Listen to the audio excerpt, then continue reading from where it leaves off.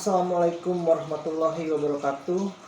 Halo siswa-siswi SMP Wahidin yang Bapak banggakan. Bagaimana kabar kalian hari ini? Mudah-mudahan kalian dalam keadaan yang sehat dan masih tetap semangat dalam belajar.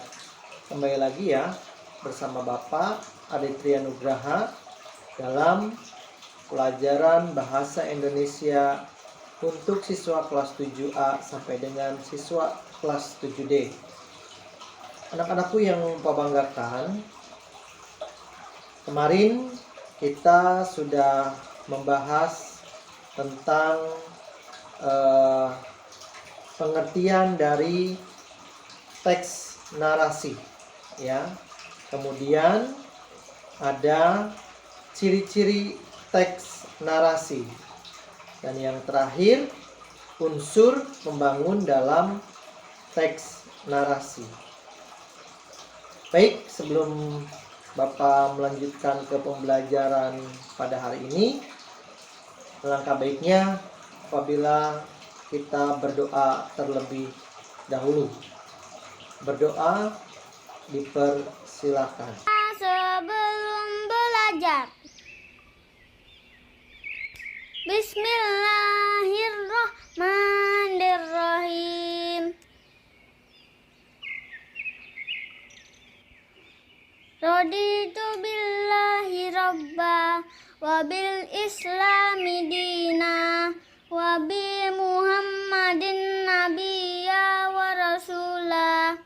Rabbi zidni ilman warzuqni fahman. Ya, untuk selalu mematuhi protokol kesehatan seperti memakai masker, mencuci tangan dengan sabun, dan menjaga jarak.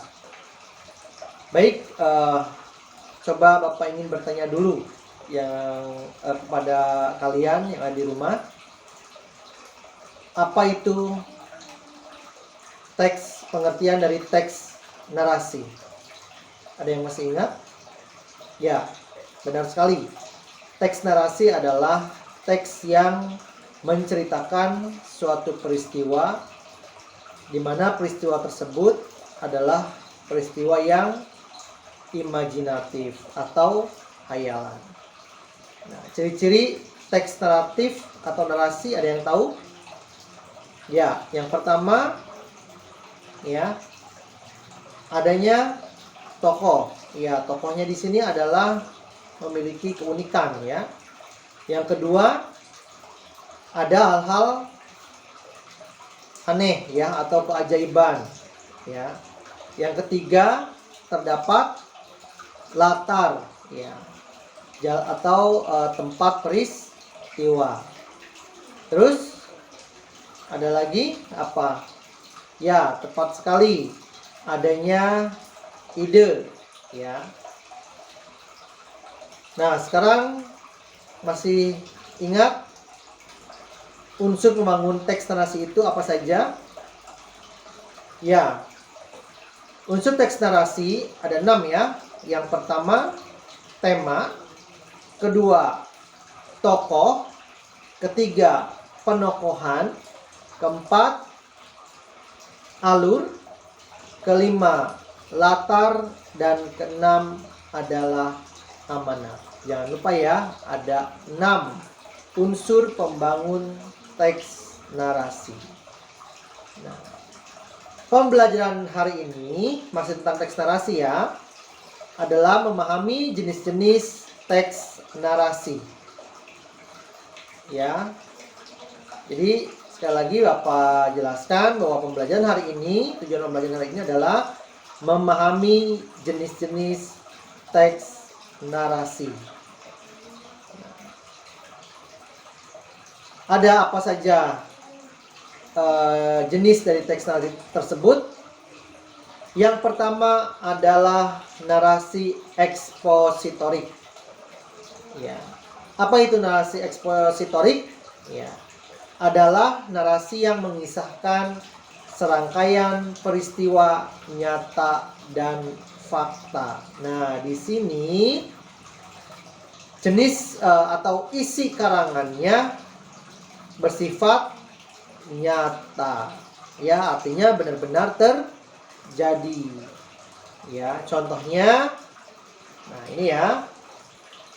Pada tanggal 4 Juli tahun 1927, Insinyur Soekarno mendirikan Partai Nasional Indonesia atau PNI bertujuan untuk Indonesia merdeka. Namun pada tanggal 29 Desember 1929, Belanda menangkap dan memasukkan beliau ke penjara Sukamiskin di Bandung sampai 31 Desember 1931.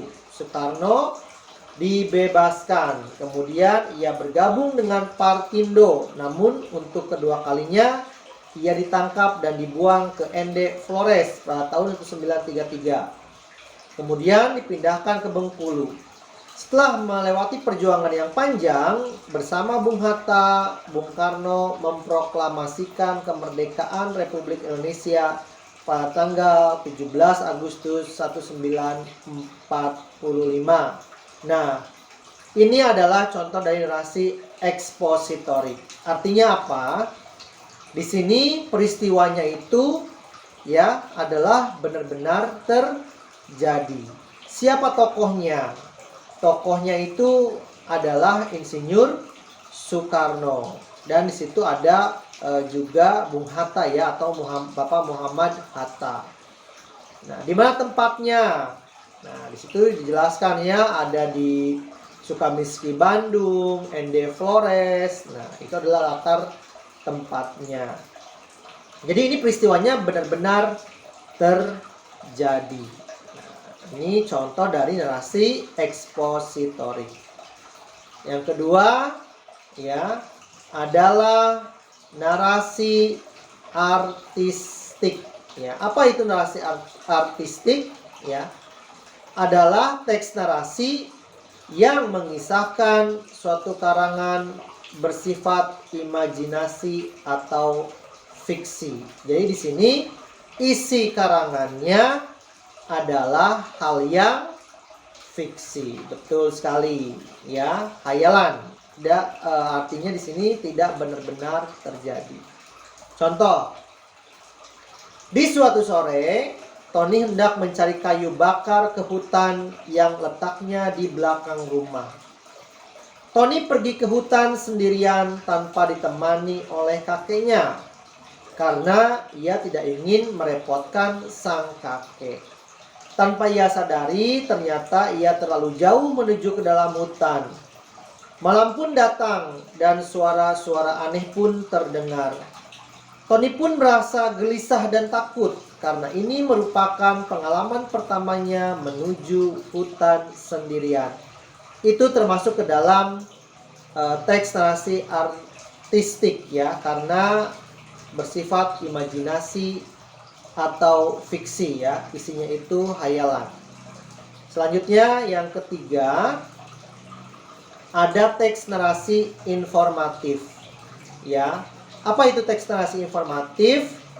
Yaitu narasi yang memiliki sasaran penyampaian informasi secara tepat tentang suatu peristiwa. Berarti di sini isinya berupa informasi, ya, pemberian informasi. Mungkin untuk pengetahuan si pembaca, ya. Nah, contohnya, merawat dan memelihara merpati tidaklah terlalu sulit. Bagi pemula, langkah pertama adalah membeli merpati satu pasang di tempat usaha peternakan merpati. Jika merpati masih kecil, usahakan kandang tidak terlalu terbuka agar suasana dalam kandang cukup hangat dan cukup terang. Selanjutnya, periksalah makanan dan minumannya secara teratur. Sebaiknya kandang merpati dibersihkan secara teratur untuk menjaga kesehatan merpati dan tempat tinggalnya. Jadi di sini memberikan informasi kepada kita bahwa merawat burung merpati itu tidak sulit. Yang diperlukan hanya mungkin tadi ya, kebersihan dari kandang dan memeriksa kecukupan makan dan minumnya ya. Jadi sangat sederhana. Selanjutnya ada Nah, ini yang keempat ya, atau terakhir, teks narasi sugestif. Apa itu teks narasi sugestif? Adalah tulisan yang mengisahkan suatu hasil rekaan, hayalan, atau imajinasi penulisnya. Mungkin ini sama seperti dengan tadi ya, teks narasi artistik. Artinya isinya itu sama-sama hayalan ya, tapi di sini tujuannya memberikan sugesti ya, memberikan pengaruh ya kepada pembacanya, seolah-olah teks ini mungkin benar-benar nyata atau terjadi. Ini contohnya ya. Kisah si kembar.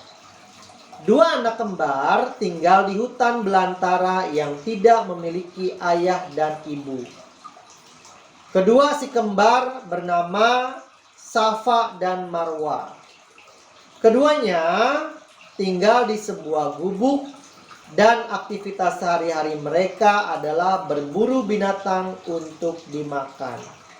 Setelah beberapa saat, kedua anak itu bertemu dengan seorang pedagang kaya yang lagi-lagi berburu di hutan. Safa dan Marwa akhirnya dibawa ke rumahnya oleh pedagang dan diadopsi sebagai anak angkat. Jadi di sini seolah-olah kisah si kembar ini benar-benar nyata ya, mensugesti, mempengaruhi pembaca bahwa si kembar ini, cerita si kembar ini seolah-olah nyata, padahal hanyalah hayalan belaka ya, atau fiktif belaka. Nah, anak-anak, kesimpulan pembelajaran hari ini bahwa teks narasi itu dibagi menjadi 4 jenis ya.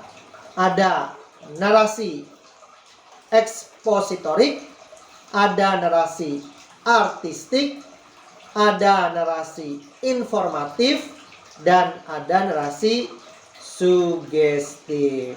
Bagaimana? Ya, sudah mengerti semuanya ya?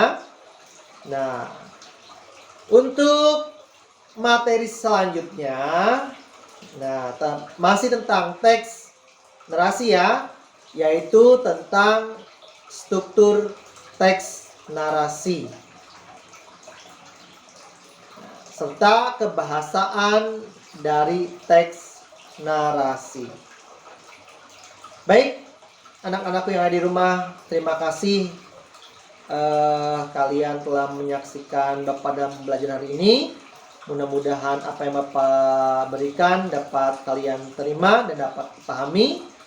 Untuk evaluasi, kalian dapat melakukannya atau mengisi evaluasinya yaitu di e-learning. Selamat mengerjakan dan Bapak ucapkan terima kasih ya. Namun sebelum kita berpisah, alangkah baiknya apabila kita berdoa terlebih dahulu. Berdoa dipersilakan. Ya, berdoa dapat diakhiri. Wassalamualaikum warahmatullahi wabarakatuh.